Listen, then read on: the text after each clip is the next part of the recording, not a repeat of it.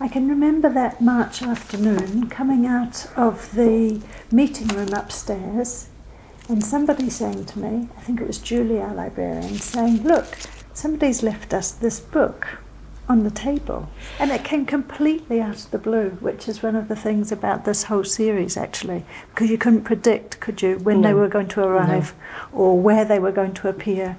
And we never saw anybody leaving it. People began to say, oh, have you seen the sculpture in the storytelling court? Have you seen the dragon? It's got that symbolism, that encouragement to the imagination and to the creating and the making and the telling and the remaking of stories.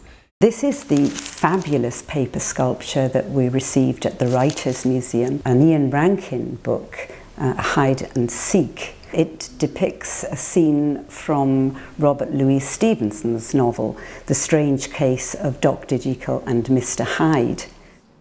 They're all going off on a public tour in Aberdeen. They'll go to Dundee, and then Wigtown, and then Glasgow, and then Dunfermline, and then they will have a triumphant homecoming to the Scottish Poetry Library. My name is Eugenio Palozzi, and we are at my workshop at West Harbour Road. Basically what we have to do is package them all up. We've got covers for all of them. At the end of the tour, all of pieces will be returned to whoever lent it, and subsequently the plinths will go with them. They're so beautiful that I just had to get involved. Birds played hide and seek with the boys flung stones. Behind a window, a pentagram scrawled on a wall and read, but it's saying nothing. Saturday's whores grow ripe.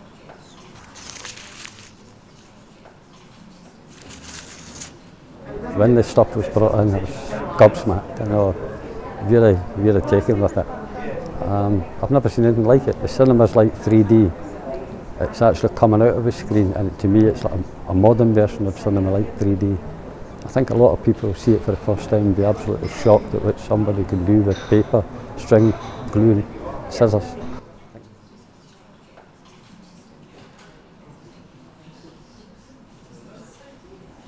They have all been given anonymously, and a story of mystery therefore, but also of beauty.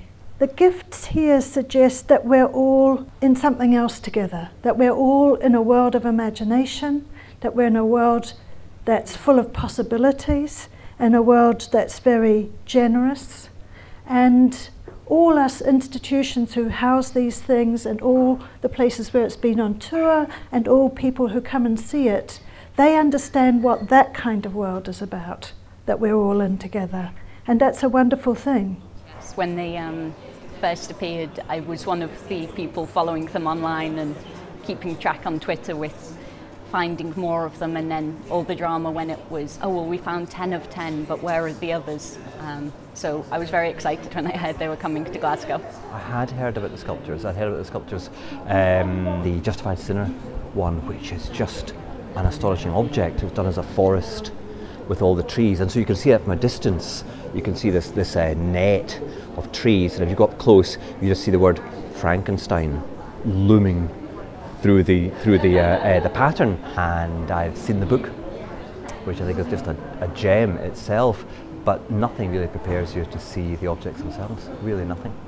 We came specifically because we knew the sculptures were available to have a look at. And I'd heard the story, of course, about them. You know, it was intriguing. I would find it very hard to say I had a favourite, because there's something unique about each particular sculpture that appeals. Yes, she's addressing a very specific audience in each case, and you feel so you're overhearing the address. You know, it's impertinent to have a first choice or a second choice. It's for all people. It's for any man, woman or child. And I think it's important that the creator of these does remain without a name. Oh Robin, what a story. There's a serial creator on the loose and we've not found out who it is yet. It is wonderful to be here today, and it's wonderful to know that this woman has got a political point behind it. It's in praise of libraries. She's obviously a woman no longer young. I don't know how she gets the time to work so exquisitely. She might be an embroiderist, she might be a painter. She's obviously somebody famous. well, not necessarily famous, she's obviously somebody deeply, deeply skilled. And it's when you see them all together, you need peace. You need your glasses because you need to read some of the words in the books, and you need to read the tiny little in pencil inscription the first time she did it. And I wish she would cut up one of my books, I really do. I've got the perfect one for her. It's a copy of Memo for Spring, that all the pages are in the wrong order.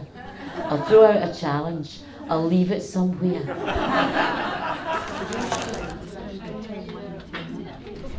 Well, hello, I'm Isabel Bunz. I'm a paper and book artist. I have to say I am not the person who did the sculptures that are in the Gifted exhibition. Today we were here in Dunfermline, and people have learned to do different things with old books that would otherwise be discarded and thrown away.